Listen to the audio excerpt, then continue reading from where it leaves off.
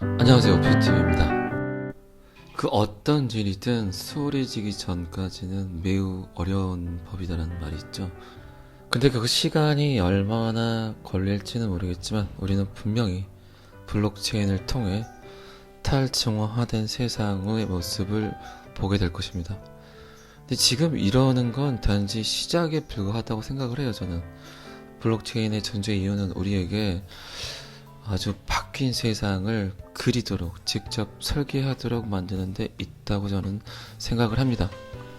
그런데 많은 곳에서 굉장한 착각들을 하는 것 중에 하나가 탈중앙화가 된다고 해서 그게 무정부 상태인가 불법인가, 전혀 그런 게 아니라 탈중앙화를 통해 개인 사용자의 권한이 계속 커지겠죠. 어떤 제약은 많이 줄어들고, 또 이를 위해서 많은 수요자나 기여자들이 생기고, 또 수혜자도 생기겠죠. 또 그 또한 선도자라는 사람도 생기겠고요. 이 많은 영역들의 사람들이 조화를 이루고, 또 이거는 뭐 공산주의라든가 뭐 이런 내용은 절대 아니고요. 탈중앙화는 어쨌든 또 다른 형태로 새로운 결과물과 가치를 생산함으로써 어떤 자본주의를 굉장히 활성화시키겠죠. 그 어떤 일들이 굉장히 용이해지고 수월해지기 전까지의 단계라고 생각을 해요. 제가 자꾸 블록체인에 관한 이야기를 많이 설명을 하는 이유도 지금 그 굉장히 큰 과도기에 있다고 생각을 하시면 굉장히 편하실 것 같아요. 어쨌든 어떤 일이든 되게 수월해지기 전에는 지금처럼 되게 혼란스럽기 마련입니다. 문득이지만 잡스 형님이 지금 살아계셨다면 이런 지금 현 어떤 블록체인을 어떻게 바라봤는지 그의 견해가 되게 궁금합니다. 자, 그러면 탈중앙화된 세상은 어떤 모습일까요? 어떤 형태로 펼쳐질까요? 그 이전의 삶이 중앙에 존재하는 어떤 권력이나 권한, 규제, 승인 없이는 아무것도 못했었잖아요, 저희가. 근데 탈중앙화가 되면 가장 큰 차이는 완전히 그 형태를 뒤바꿔버린다는 얘기죠. 많은 일이 네트워크의 어떤 가장자리 또는 그 주변에 있는 그 참여자들로부터 발생을 한다는 거죠. 그러니까 탈중앙화된 세계에서 중앙에서 운영을 하는 개념이 설 자리를 아예 잃게 되어버린다는 거죠. 어떤 시스템이든 그 자체가 이제는 중앙 집권적인 어떤 형태가 아닌 직접 사용을 하게 되는 사용자로부터 가치가 생산이 되는, 그 가치가 생산이 됨으로써 완벽한 시스템이 구현되는 일이 가능하게 되는 거죠. 그러면서 사용자가 직접 혜택을 받고 또 네트워크 전체에도 혜택을 받게 되며, 또 그 혜택은 다시 네트워크의 구성을 위한 모든 기여자나 그 주체에게 돌아간다는 겁니다. 근데 이런 시스템 자체들이 되게 웃긴 형태들로 형성을 한다는 거죠. 먼저 뭐를 하겠다고 선언을 하고 중앙을 먼저 구축하는 게 아니라 네트워크들이 먼저 관심을 받고 그 주변에 있는 노드들이, 네트워크 참여자들이 그냥 하나 둘씩 세 개 네 개씩 생기면서 그 형태가 굉장히 커진다는 거예요.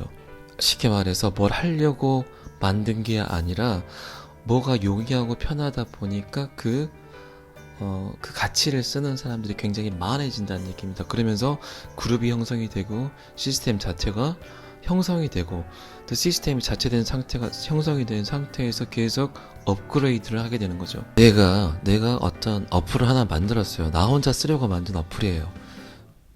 내가 너무 필요해서 나 혼자만 그냥 쓸 수 있는 그 어플리케이션을 만들었는데 너무 괜찮다 보니까 그 어플을 내 친구에게 보내줬어. 이렇게 쓰다 보니까 누군가는 만들어서 이 영향력이 굉장히 커져가는 것들이 주변에면서 일어나면서 중앙 집권형 형태를 벗어나서 그 주변 국가에서부터 형성이 돼서 커져나간다는 개념입니다. 그러다 보니까 이런 시스템 자체들이 무료가 될 수 있는 형태가 많겠죠. 유료가 아니라 어떤 중앙 집권적인 이익단체에서 요거 쓰세요가 아니라 왜 그걸 시스템을 만들었으니까 분명히 유료겠죠. 그러나 탈중앙화된 어플리케이션 위에서는 분명히 무료라는 겁니다. 그리고 가장 큰 장점은 누구의 통제도 받을 필요가 없고 모든 다수가 공동으로 소유를 하게 되면 운영하면서 모두가 혜택을 누리는 탈중앙형 어떤 합의에 의해서 만들어지는 어떤 그 시스템이라는 거죠. 자, 이렇게 되면 탈중앙화라는 시스템이 마법을 부릴 수 있는 공간들이 사회 전체에 그런 영역들이 굉장히 많아지죠. 굳이 중앙화된 은행이 필요 없는 가치에 이동할 수 있는 뱅킹이라든가 중앙기구의 직인이 굳이 필요하지 않는 소유권 이전이라든가 소유권 이전에 관한 설명도 제가 몇 번 했었어요. 근데 굳이 나와 어떤 A와 B의 거래에서 C가 있음으로써 이 사람이 공정이나 이 사람이 신뢰할 수 있는 어떤 자료를 제시할 수 있는 그 자체가 이 C라는 공간이었거든요. 근데 이게 정말 위변조할 수 없는 어떤 데이터상의 거래라든가 신뢰할 수 있는 A와 B의 거래에서 신뢰할 수 있는 어떤 체인이 설정이 될 수 있다면 그 안에 드는 굉장히 많은 수수료 부분을 굳이 비용을 지불할 필요가 없다는 거죠. 전자상거래도 마찬가지고요. 그리고 어떤 정부 기구의 감시 하에 어떤 그런 등록 서비스들 있죠. 그것도 마찬가지고. 그리고 어쩌면 구글이 필요 없는 온라인 신원 증명, 신원 인증 서비스도 해당이 되지 않을까 그런 생각이 듭니다. 다시 한번 강조해서 말씀을 드리지만 컴퓨터가 보급이 되면서 지금까지 모든 데이터들을 저장하기에만 급급했죠. 저장을 하고 전달을 하기에만 급급을 했어요. 근데 거기에 나왔던 문제점들이 뭐냐? 신뢰할 수 있는 어떤 가치들을 선별해 나가는 과정들이었죠.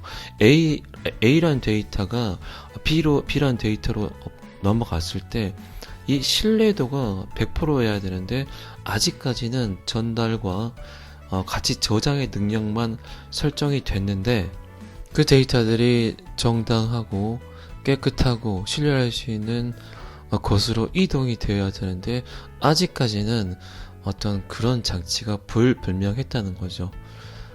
서로의 데이터들끼리 충돌을 일으켜 버리는 것과 같은 거예요. 네가 오는 걸 나는 못 믿겠어. 그러니까 오지 마. 그러나 이 블록체인이라는 게 만들어지면서 정말 위변조가 될 수 없는 데이터들을 걸려내면서 새로운 곳으로 안전하게 이동을 시켜주는 역할을 하게 되는 거죠. 자, 이렇게 되면 신뢰할 수 있는 데이터를 안전하게 옮긴다. 그렇게만 된다면 굳이 어떤 중앙 집권적인 어떤 신뢰기관을 우리가 믿을 필요는 없다는 겁니다. 사회 간섭 비용을 많이 지불을 하면서 그 시스템 자체를 그렇게 놔둘 필요가 없다는 거죠. 자, 이쯤 되면 제가 비트코인과 이더리움에 관한 설명을 몇 번 해드린 적이 있어요. 왜 기술력 자체가 이더리움이 더 높은데 비트코인의 가격과 같이 갈 수 없을까? 더 분명한 건 비트코인은 가치에 대한 저장과 이동의 수단을 갖고 있는 어떤 코인이에요. 컴퓨터가 보급이 되면서 지금까지의 역할을 했던 게 비트코인입니다. 자, 그러면 이더리움은 제2의 인터넷 혁명을 블록체인이라고 표현한 이유가 이 이더리움 때문에 그런 거예요. 이더리움은 가치 저장과 전달도 할 뿐더러 변조할 수 없는, 위변조할 수 없는 그런 데이터상의 스마트 컨트랙트를 하게 만든 공간이라는 거죠. 그렇기 때문에 안전하게 전혀 변조되지 않는 데이터를 옮길 수 있는 능력 때문에 많은 탈중앙화된 제3자, 어떤 신뢰할 수 있는 제3자의 중개소들이 사라지게 됩니다. 다시 한번 강조해서 말씀을 드리지만 제2의 인터넷 혁명은 인터넷이 데이터 전달과 정보 독점의 문제를 해결을 했듯 블록체인은 그 데이터의 신뢰 문제를 해결해 줄 수 있을 것입니다. 그 일은 분명히 이더리움이란 블록체인에서 모든 파생되고 생겨나고 또 창조되고 한다는 거죠. 그러니까 비트코인이 갖고 있던 데이터 저장과 전달의 능력뿐만 아니라 거기에 더해서 이더리움은 스마트 컨트랙트를 할 수 있게끔 만들어 놓은 시스템이다. 그렇기 때문에 비트코인과 이더리움의 가장 큰 차이는 비트코인이 먼저 나왔던 인터넷 혁명의 기반이었다면 이더리움은 제2의 인터넷 혁명을 이끌어 나갈 수 있는, 우리가 진짜 믿고 있었던 기존의 신뢰 체계의 대변화가 생기는 거죠. 그러니까 많은 사람의 직군들이 사라지는 시대가 올 거라고 예언했던 많은 미래 경제학자들의 주된 포커스 내용이 이거였어요. 블록체인 때문에 그 중개나 중재를 했던 많은 직군을 갖고 있는 사람들이 사라질 수밖에 없다는 거죠. 그러니까 블록체인 때문에 굉장히 많은 것으로부터 자유로워질 수는 있어요.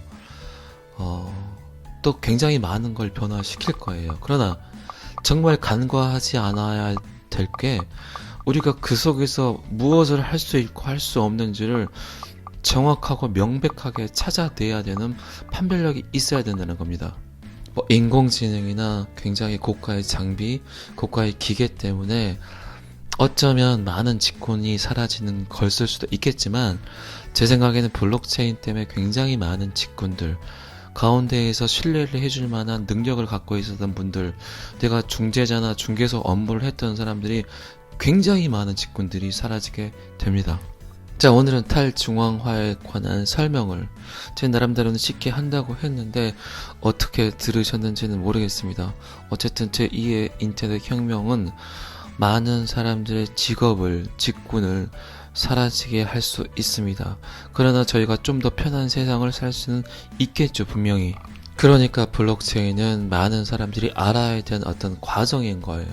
이 코딩, 블록체인은 내가 투자를 했고 투자를 하지 않았고의 개념이 아닌, 앞으로 이 시대를 살아갈 모든 사람들이 이해를 하고 거기에 대처하고 대비하고, 또 많은 지금 공부를 하고 있는 아이들에게도 앞으로의 시대에 대한 설명은 꼭 필요할 거라고 생각합니다.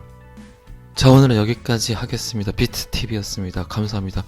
구독과 좋아요는 더 많은, 더 재미있는 영상을 만들게 합니다. 감사합니다.